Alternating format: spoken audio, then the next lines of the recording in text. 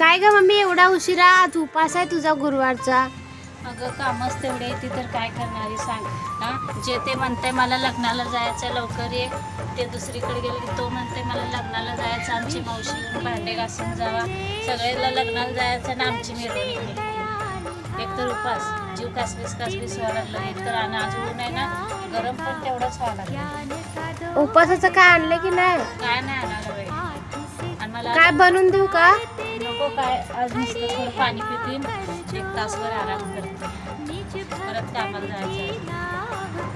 काहीतरी खाऊन घ्या ना उपासाचं. आज भूक पण नाही लागली मला, नुसतं पाणी पिते कसं करू. अरे लेकिन चक्कर येईल ना काय खाल्ले नाही तर.